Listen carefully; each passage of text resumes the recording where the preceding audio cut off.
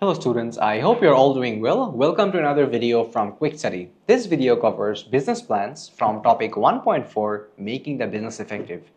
And in this video, we'll learn about the role and importance of a business plan and how a business plan can help you identify a business idea, the business aims and objectives, the target market, which includes market research and of course forecast for your revenues, costs and profits, then your cash flow forecasts, as well as your sources of finance, your business location, and of course the marketing mix. Furthermore, we'll also learn a bit about the purpose of planning business activity, and that involves the role and importance of a business plan in minimizing risks and helping you obtain finance. So what is a business plan really? What it essentially is basically a document that outlines the business idea, the financing, the marketing, and the implementation strategy that you're going to use. And it is essential for raising finances from institutions like banks. If I had to give you an example, when you are opening up a new restaurant, coordination of tasks is critical because you'd have to make sure that a list of work is completed before you are starting up. So if you are starting a restaurant, you'd first of all have to make sure that the building works and the decoration work is done. You also have to purchase and fit the necessary equipment that is required. You'd have to hire staff and train them so that they know exactly what they're supposed to do.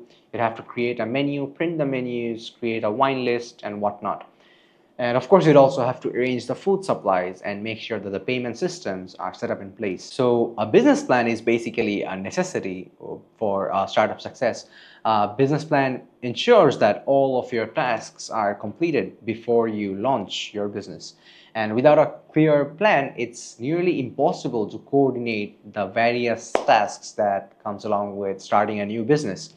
And there's a common misconception where people would often think that a business plan is only to be used to raise finances, as if it's not something that the owner or the founder could use it to their own benefits for themselves. And now let's talk a bit about the role and the importance of a business plan. So first of all, what is the purpose of a business plan? You see, it is used to persuade outside investors to invest money into your business. And a business plan will also act as a tool for the entrepreneur to stay focused on achieving their goals and objectives. And you need to remember that there are certain key elements of a business plan. The first one being the explanation of the uniqueness of your business. You need to let people know or make them understand what makes your business stand out, which is basically its competitive advantage. And competitive advantage is at the heart of the business plan. This is what makes your product or your idea stand out from the competitors. It could be your brand image or a particular feature that is added into your product. And of course, you need to make sure that the target audience for your business plan is basically banks or venture capitalists who want to acquire a stake in your business in exchange for the capital that they're going to invest in. In order to make sure that your potential investors are impressed by the business plan that you have prepared, you need to focus a lot more on your competitive advantage or your differentiation strategy that you're using. So every business plan must have these different sections. The first one being the business idea. And you need to be able to make this understand to people from the customer's point of view. You see, that might include focusing on the benefits. When you describe the product or service, you need to make sure that it meets the needs of the customers that you're selling to. If I had to give you an example, if you're selling smoothies, don't just say that we'll crush fruit and put it in a bottles. What you could say instead is that will make it easy for you to enjoy a health drink with 2 portions of fruit in an enjoyable and messy-free way. So that's a marketing tactic basically that you could use to sell more. And of course, if your product is differentiated or if it's unique, you need to remember to highlight the advantages or highlight the specific features that sets your product apart from your competitors. The second part of the business plan may include business aims and objectives. Now, you need to make a decision here. So you need to determine whether you want to create value for the society through your business or you just want to capitalize on a profitable opportunity. You see, when you are creating value for the society, if I had to give you an example, you might be developing a robot that irons clothes for people so that it saves their time and effort. And Or you might have a profit motive where you are focused solely on exploiting a market opportunity for financial gains. You need to consider that there are particular investors who want their money to be invested into a good cause and not just for profit. And of course, it's important for you to set objectives for your business as a whole. You need to turn the broad business aims and objectives into specific and measurable goals so that your goals are better aligned with the objectives that you have set for yourself. The first section of the business plan might include the target market. And you need to understand that there are market trends. So you need to identify that if the market is growing, and if it's growing, at what rate is it really growing at. And so you don't just look at the particular size of a market. And you need to identify the key customers in your target customer group. So you need to clearly define the target customers within the growing market. Say, for example, if you are in the clothing business and you're selling men's clothes, you need to identify which portion of your target market, which are men, buys most of your products. Say, for example, it could be 20 to 25-year-old males.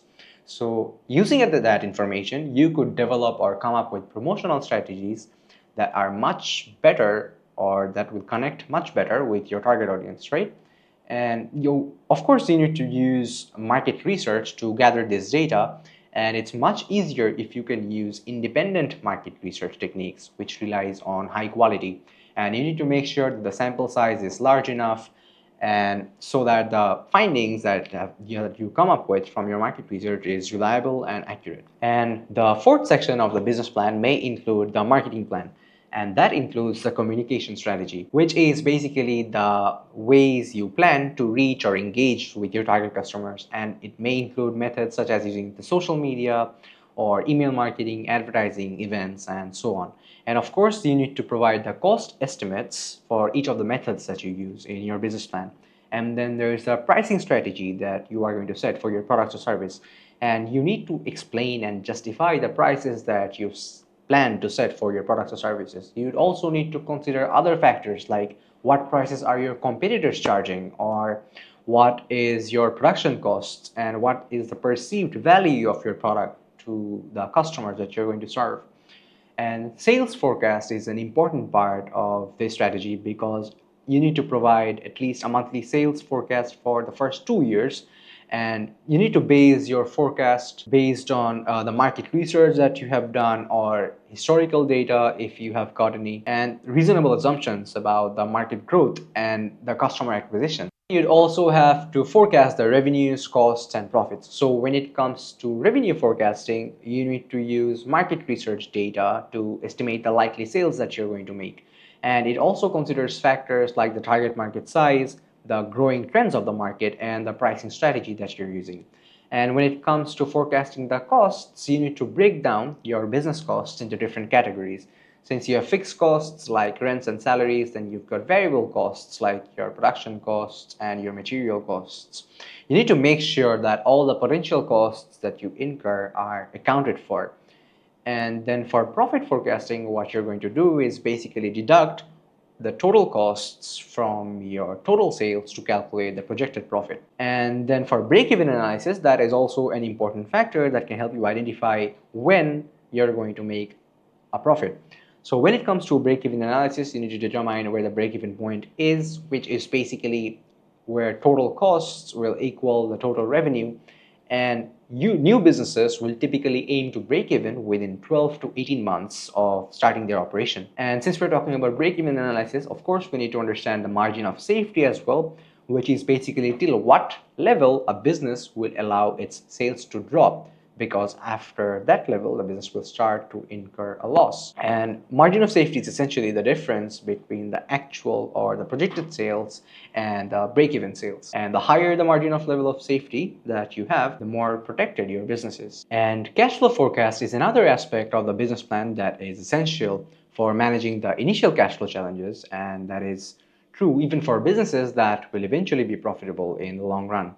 And it's critical for businesses that need time to build customer loyalty. And when it comes to cash flow planning, you need to make sure that the cash inflows are conservative or on the lower side to avoid overestimating your revenues And when it comes to forecasting your cash outflows, you need to make sure that they are on the high side to ensure that all the costs are covered. And when it comes to managing cash flows, you need to regularly monitor and adjust the cash flows with the actual balance so that it reflects a real or more accurate picture. And you also need to maintain a buffer to make sure that you can pay for the unexpected expenses or the lower than expected revenues. And when it comes to the bank manager's perspective on cash flow forecasts, you need to understand that careful and conservative cash flow planning is actually appreciated by banks and financial institutions, and it ensures that the financial surprises are positive rather than negative, and it fosters a sense of confidence in the financial management skills.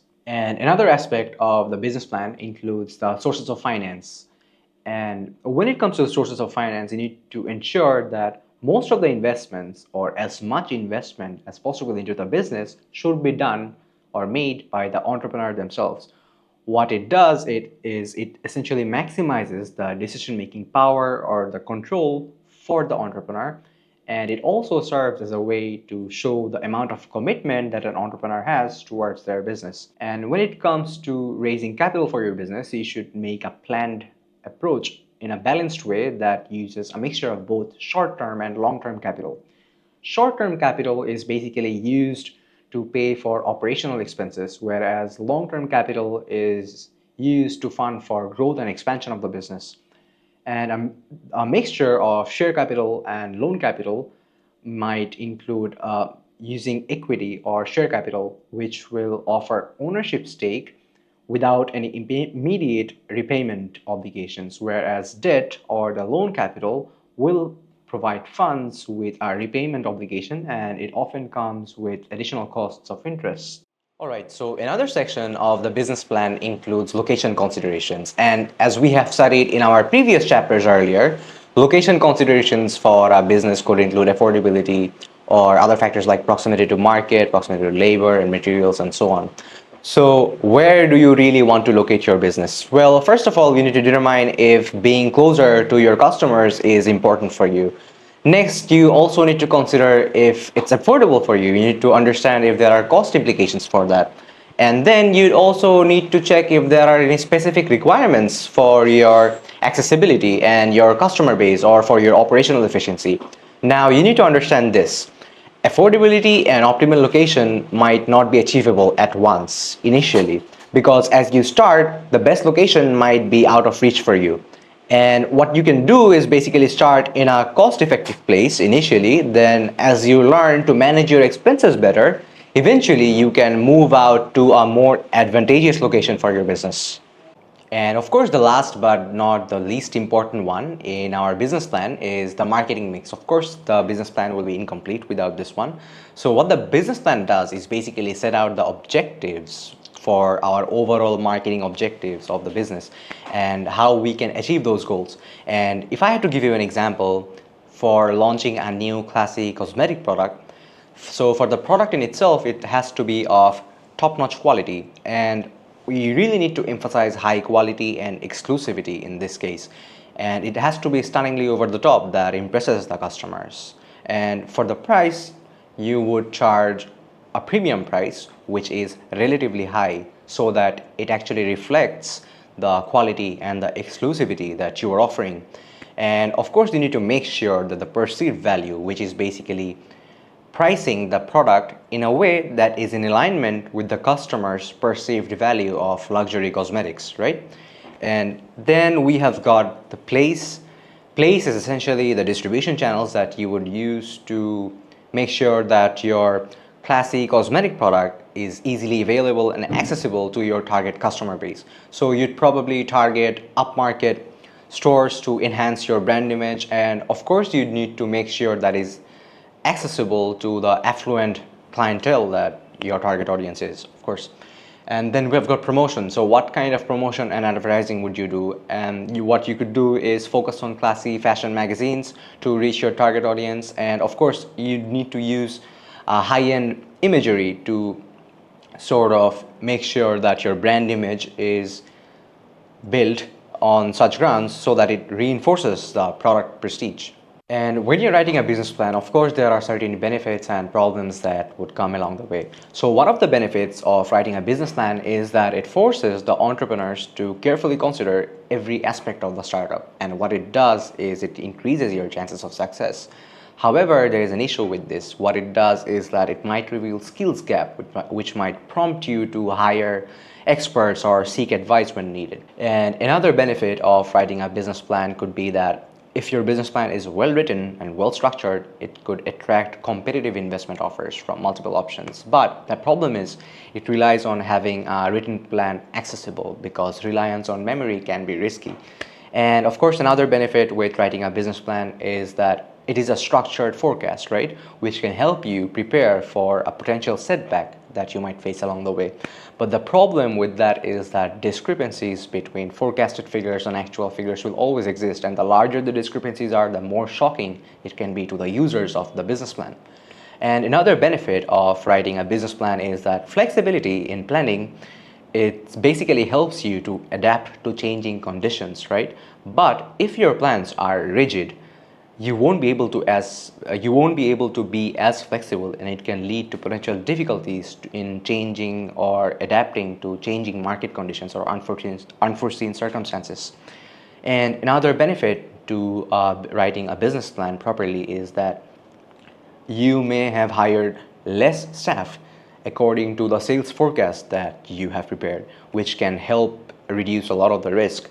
But the problem with that is that if you're overemphasizing on the perfect business plan out there, it can actually divert your focus from other very crucial tasks, such as communicating more and better with your suppliers or your customers. So what is the best thing to do? I mean, what you really need to do is take a more balanced approach with the business plan. You need to understand that this is a tool that you can use for strategic thinking, and you can prepare while you remain adaptable to the real world changes, right? And of course, you need to recognize the importance of execution and flexibility alongside planning for optimal business performance. So why would you really want to plan your business activity? First of all, you need to understand that it has a massive impact on your success and growth. Research has shown, however, that in the initial startup phase, businesses that have a business plan has little effect on success rates. However, eventually during the post-startup phase, they contribute to higher growth rates once the initial phase or the initial startup phase is overcome.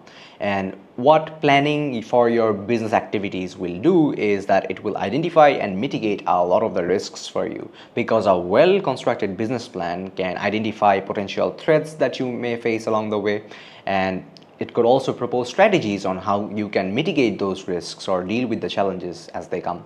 And you need to have more of a cynical approach when it comes to business planning, because many plans are primarily created to secure fundings from banks or investors. And what happens is the risks are usually downplayed. And overly optimistic plans can actually mislead entrepreneurs, and it can hinder realistic decision making.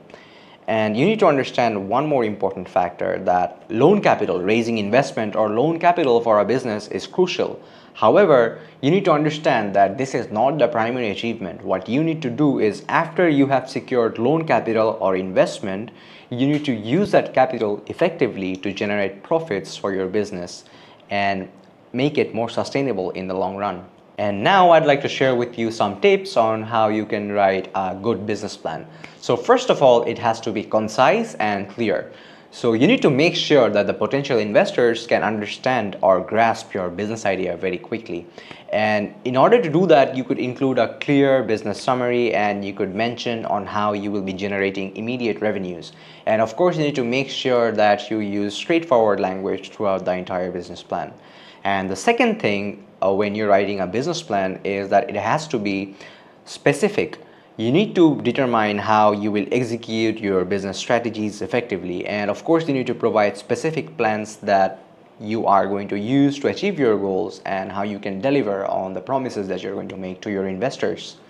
And then, of course, when you're writing a business plan, you should make sure that you are well aware of the market that you're going to operate in, and it includes clearly defining your target market.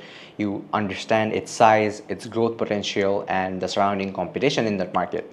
And you also need to highlight what sets you apart what sets your product apart from those of the competitors, which basically means establishing a USP or differentiating your product or service.